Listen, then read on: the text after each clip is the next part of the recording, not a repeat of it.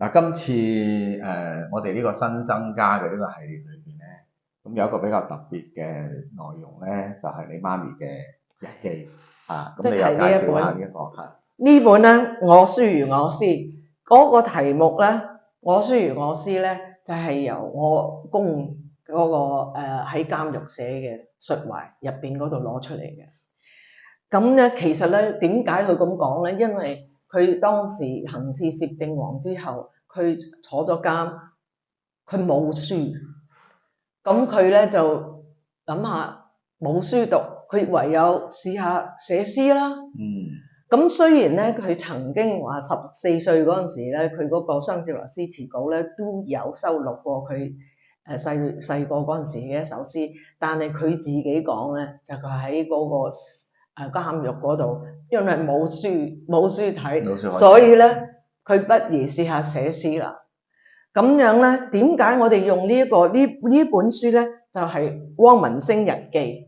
汪文星就係我媽媽個名，其實我媽媽個本名咧係汪星，即係汪精衛嗰啲兒女咧都係單字嘅，都係汪英、汪星、汪斌、汪信、汪靜、汪體。但係點解後來會加咗個文字咧？就係因為我阿公咧就幾特別嘅，因為咧後來我爸爸佢個名係何文傑。我舅母，我大舅父嘅太太係譚文素，佢哋咧都係文字牌嘅。咁佢覺得咧，我哋一家人咧，不如我哋都叫我哋嗰啲子女，係啦，為佢咁樣嚟講，其實唔係你哋屋企嘅。係啦，呢個係好特別嘅呢個，係啦，呢個真係即係佢哋嗰啲諗法啊，真係好開通嘅，即係直情呢個就真係一家人。所以咧，以後咧啲人咧都係叫佢哋文星、文信、文斌、文英嘅，係啦，就真係即係呢種嘅真係一視同仁啦。咁呢一本書點解咁特別咧？就係我係差唔多舊年1年前都唔夠，然後先知道我媽媽喺日記保存喺度嘅，有冇錯啦。呢一個日記咧，就而家流傳咗喺應該係喺南京圖書館。咁咧就喺南京圖書館入邊有一位研究者，佢發現到睇到呢個日記，佢咧就係冇即唔知道係冇名嘅，唔知係邊個。係啦，但係呢個有心人，呢個研究者咧，呢位博士咧，佢咧自己做研究就覺得呢個一定係汪文星寫嘅。點解佢會咁講咧？因為其實呢個日記係好特別嘅，唔同普通嘅日記，就係上邊咧有我公嘅批注。咁呢個好特別啊！點解日記會有批注啊？日記係寫俾自己嘅咁我哋咧就睇佢個內容咧，就知道咧呢個咧係因為當時係呢個日記係1937年到1938年，係啱啱中日戰爭係啦，即係戰火最緊要嘅時候咧。係啦，嗰陣時咧，第一件事我媽媽咧就因為佢係早產，佢其實咧佢只係得7個月就出世啦，咁係100年前啊，即係根本係好難得㗎，係啦，根本係個奇蹟嚟㗎，所以咧佢咧就身體咧就唔係咁好，身子弱，咁樣咧就成日病咧就會有好幾個月咧都喺屋企唔返得學。咁咧，佢亦都會有即係私家嘅教師上門去教佢哋。咁，但係到打仗嗰陣時，連呢個教師都唔去得佢屋企度教佢書啦，因為唔方便啊。所以我估咧，就應該係我公就同佢個女講：OK， 冇人教你，我教你，我做你個老師。咁你個功課，我呢個就唔知啦。呢個就係功課嚟嘅。功課嚟嘅。就即係我媽媽提議話，不如我寫日記啊，抑或係我公話，不如你用日記咁嘅形式嚟做功課咧？呢個我哋都唔係好知。咁樣咧，但係我知道嘅咧，我媽媽咧畢生都係有寫日記呢個習慣。即使係佢晚年你同佢一齊生活嘅時候，佢都仲保留呢個習慣。係啦，我都仲保留咗佢一大沓嘅日記。咁樣咧，呢一位研究者佢喺中國出版咗呢一篇文章係講佢嘅發現嘅。我一睇到呢一個咁嘅文章，我第一個感覺就覺得唔係嘅，應該唔係真嘅，因為事實上咧，關於我屋企，關於汪精衛嘅各種嘅太多真真假假啊，係啦，尤其是日記呢啲日記，原來都可以唔係真係日記嘅。係啊，所以咧，我就唔係好信，但係咧，我哋一睇到嗰啲原稿嘅相，我一睇就話呢個肯定係我媽媽嘅字跡，冇人可以做得到嘅，冇人做得到。同埋咧，我睇晒呢差唔多2萬幾字，唔係好長嘅，我就覺得呢個一定係我媽媽，因為咧佢個性格冚唪唥都流露到出嚟。即係佢講嗰啲説話咧，就直情雖然佢唔係用嗰啲咁嘅字同我講啊，但係咧同佢個性格係完全相符嘅。咁我知道呢件事，我同我而家仲喺度嘅長輩講，我話我媽媽嗰陣時原來病得咁緊要，即係有幾個月唔返得學啊。咁佢哋話佢哋知道係真係嘅，同埋咧。咁我將嗰個內容同佢哋分享，佢哋話呢個就係你個媽媽啦，佢係咁樣嘅，人哋開心佢就開心，人哋唔舒服佢就唔舒服。咁因為咧呢啲咁嘅情感，我媽媽咧就因為打仗嗰時見到嗰啲人民，不論係人民軍隊啊，因為戰爭嗰陣時嗰啲痛苦，佢冚唪唥都好清楚咁描寫咗出嚟。同埋佢唔係講，佢唔係話鬧政府，亦都唔係講當時嘅政策邊度唔啱啊咁樣，而係佢最緊要嘅就係啲民生。佢講過一句就話：人哋嘅溫暖就即係我自己嘅溫暖。咁呢個直情就係我嘅媽媽。所以咧，我覺得我咁嘅年紀有咁嘅機會能夠認識重溫翻你媽咪嘅心路。我媽咪20幾歲嗰陣時，唔係啦，呢個係可以講係我嘅福氣。呢個真係呢個係一個禮物嚟嘅，我真係意想不到。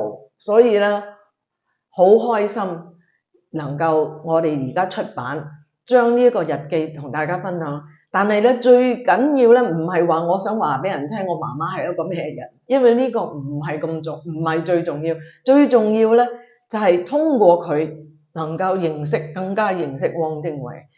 因為咧，汪精衛咧嗰啲批注嗱，我第一樣嘢我唔係研究歷史嘅，所以咧，而且我係比較注重人性嗰方面嘅。我一睇就話佢批改我媽媽嗰啲文字，嗰個方法係好民主嘅。即係我記得我讀書嗰陣時咧，譬如我寫錯字啊，有陣時嗰啲先生咧就即係烏里馬擦咁樣查咗啦，即係你寫錯字啊，咁大交叉，一啲都冇咁樣嘅。佢咧就即係會圈咗佢嘅錯字，佢然後咧喺旁邊咧，佢咧就會提議話你或者應該咁樣講。佢好客氣嘅，咁我覺得哇，即係1930幾年嘅中國時代，係咪多數都係咁嘅咧？抑或係佢哋嗰個教育方法咧係比較特別啦？呢個咧就我覺得可能係啦，同埋咧佢好多鼓勵佢，但係咧睇得出係啦，有啲地方咧佢話呢度你應該再諗清楚喎，呢度你諗得唔夠清楚。所以咧，佢咁樣，我哋睇到汪精衛係一個點樣嘅爸爸，點樣嘅老師，呢啲咧係第二啲資料睇唔到嘅。我哋知道汪精衛係做過教師，因為咧佢喺法國嗰陣時教過曾仲明啊，佢哋即係做過老師，但係原來對佢個女係咁樣嘅，所以我睇到之後，我真係覺得，我希望能夠即係大家，我即係將呢個日記同大家分享咧，能夠大家認識汪精衛比較少人認識嘅一面。其實我覺得即係話作為一個讀者嚟講咧，日記裏邊所反映嘅有啲情況咧。其實亦都係好令我哋可以了解到點解當時汪先生係啊，佢點解會有一種咁樣嘅想法？就係話當時喺抗戰最艱難、戰火最厲害嘅時候咧，普通嘅老百姓對於國軍嘅態度，對於日軍嘅態度，係啊，同埋當時嘅國軍係幾腐敗、幾冇戰鬥力，點解會造成咁樣樣？其實呢啲原因咧，喺佢日記同埋佢反映嘅背景裏邊咧，我哋可以睇到。即係話一個人佢做某一個決定嘅時候，佢亦都係好受佢身邊嘅人，同埋佢受到佢周遭環境嘅影響。所以我覺得其實佢呢個日記有一個意義，好可以幫我哋喺另一面解讀。因為我覺得而家好多人佢唔明白嘅就係話，汪先生點解會喺嗰個時候會做呢個抉擇咧？咁我覺得呢個日記係一個好好嘅材料，係嘛？你睇下佢當時佢個女見到嘅係乜嘢嘢？佢個女接觸到嘅係乜嘢嘢？佢嘅女兒喺當時接收到嘅外界嘅信息嘅環境。而且佢當時佢唔係話好細個啦嘛，佢已經有一定佢自己嘅判斷力，係嘛？佢跟住佢爸爸去周圍睇啲嘢，咁佢就會知道當時嘅社會係點樣。而且佢呢個日記，佢唔係會預想到喺80年後我哋會出版嘅，佢純粹就係當時自己嘅所見所聞，所以呢個係好真實嘅史料，唔需要有任何嘅作偽嘅成分。因為個爸爸就係等於當你今日見到乜嘢，咁我哋都作文。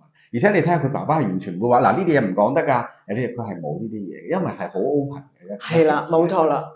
即係我覺得有啲人有好多人講話汪精衛同主張同日本講和係為咗咩咧？佢係即係媚日，係為咗賣國求榮爭權。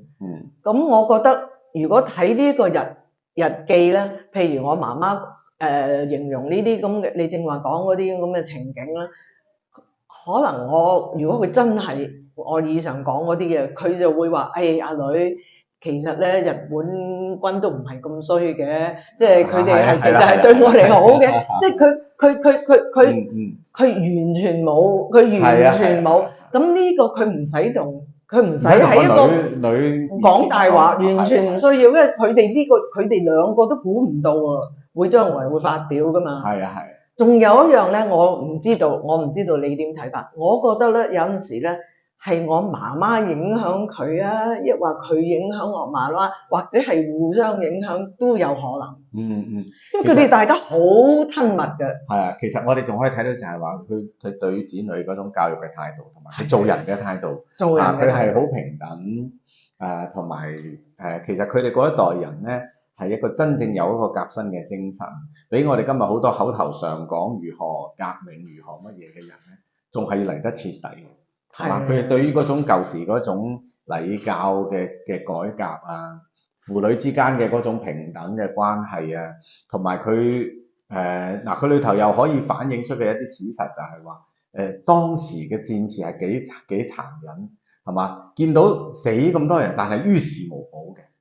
係冇錯嚇，同埋見到嘅老百姓係好慘嘅，甚至就係話當時嘅老百姓受到嗰啲政府國軍嘅殘暴嘅施虐，甚至係比日軍佔領嘅嗰邊嗰啲人更加痛苦。呢一個我覺得其實係一個好重要嘅史料。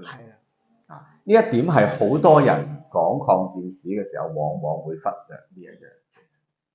好似今日世界，我都係諗下，而家邊個國家領袖會係咁顧及民心？